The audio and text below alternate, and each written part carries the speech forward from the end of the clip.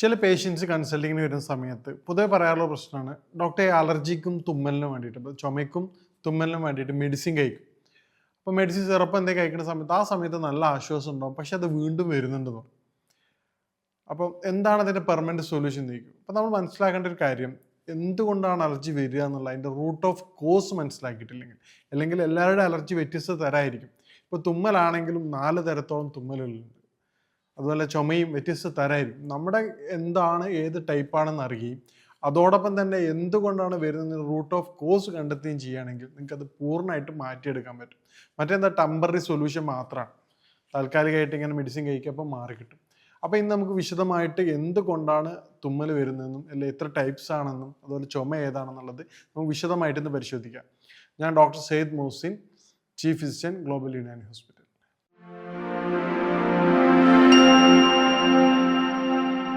അപ്പം ഇതിൽ നേരത്തെ പറഞ്ഞ പോലെ തുമ്മലായാലും ചുമയായാലും ഇത് രണ്ടും ബോഡിയുടെ റെസ്പോൺസാണ്. ബോഡി പെട്ടെന്നുള്ള ഇമ്മ്യൂൺ റെസ്പോൺസാണ്. എന്താണെന്ന് ഫോറിൻ ബോഡിയിലേക്ക് എൻ്റർ ചെയ്യുമ്പോൾ അപ്പോൾ അതിൻ്റെ ഏറ്റവും ട്രിഗറായിട്ട് വരുന്നത് അല്ലെങ്കിൽ ബോഡി അറിയണത്, സെൻസേഷൻ അറിയണത് നമ്മുടെ നേസൽ മൂക്കിലുള്ള ലെയറിലുള്ള ഔട്ടർ ലെയറിലുള്ള ഏറ്റവും സ്മൂത്ത് ആയിട്ടുള്ള സെൻസിറ്റീവ് നെർവ്സും ഉണ്ട്.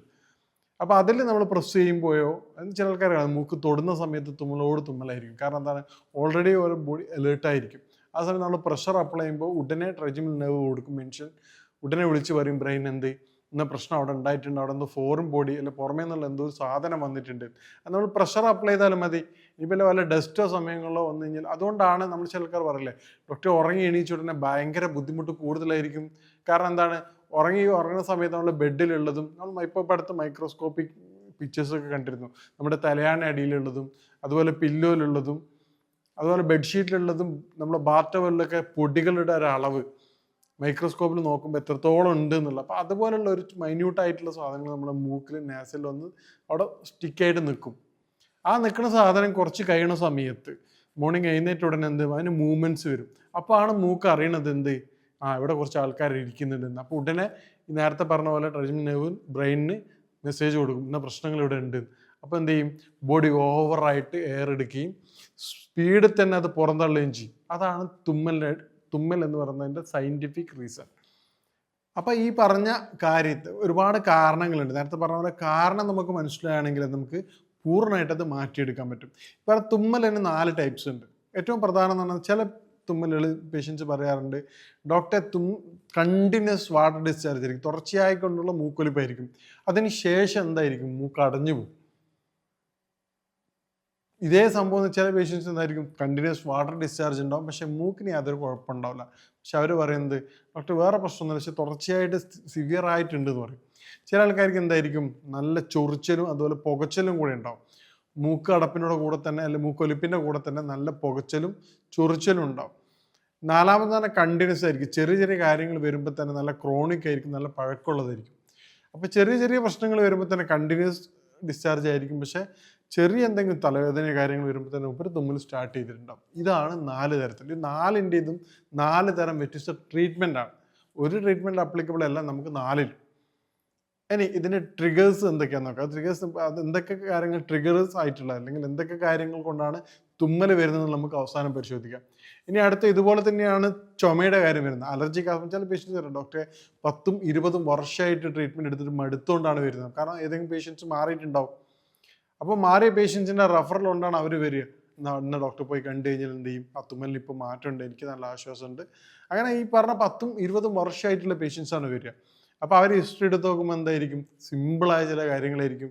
കാരണം ചില ആൾക്കാർ സ്ത്രീകളാണ് മെജോറിറ്റി ഇത് കണ്ടുവരുന്നത്. ഇതിൻ്റെ കോംപ്ലിക്കേഷൻസ് എന്താണെന്ന് പറഞ്ഞു കഴിഞ്ഞാൽ ഇത് അലർജിക് റിയാക്ഷൻ ആണ് ബോഡിയുടെ. ഇത് നമ്മൾ ക്രോണിക് ആയിട്ട് വെക്കുകയാണെങ്കിൽ ഇത് സെക്കൻഡ് സ്റ്റെപ്പായിട്ട് ഇതിൻ്റെ കോംപ്ലിക്കേഷൻസ് ആയിട്ട് വരുന്ന അലർജിക് ആസ്മ ഉണ്ട്.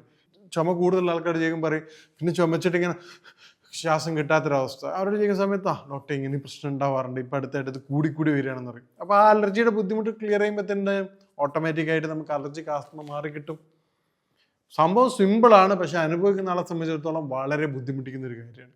അപ്പം നമുക്ക് ചുമയുടെ കാര്യം നോക്കാം. ചുമ പ്രധാനമായിട്ടും നേരത്തെ പറഞ്ഞ 4 തരത്തിലാണ്. ആദ്യത്തെ എന്താണ്, ഡ്രൈ കഫ് ആയിരിക്കും. ഡ്രൈ കഫുള്ള സമയത്ത് എന്തായിരിക്കും, വേറെ നല്ല ബുദ്ധിമുട്ടുണ്ടാവില്ല, പക്ഷെ സഡൻ ആയിട്ടുള്ള ഡ്രൈ കഫ് ആയിരിക്കും, പക്ഷെ നല്ല പഴക്കം ഉണ്ടാവും.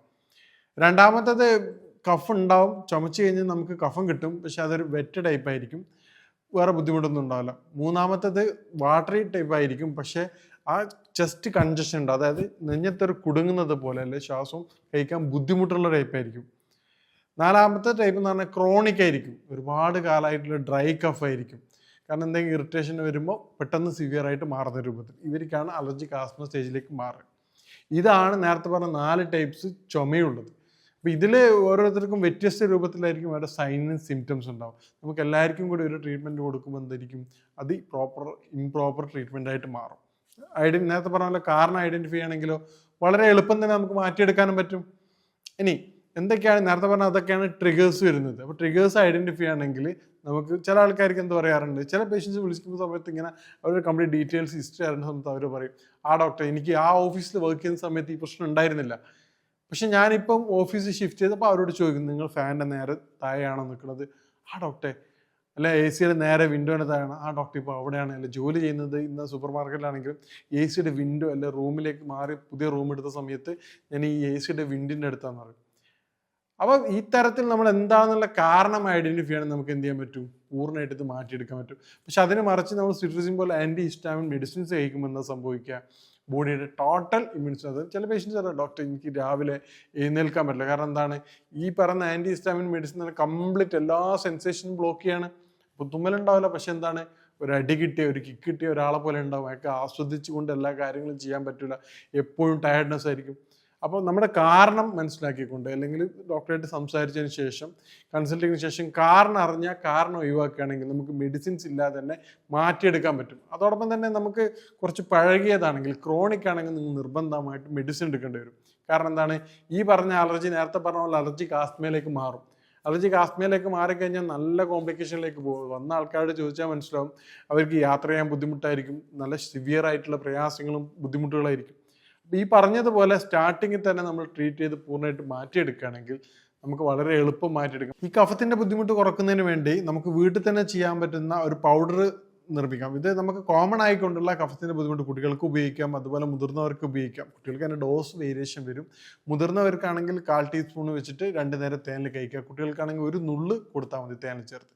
ഏറ്റവും ഇമ്പോർട്ടൻ്റ് അതിലുള്ളത് ചുക്കാണ്.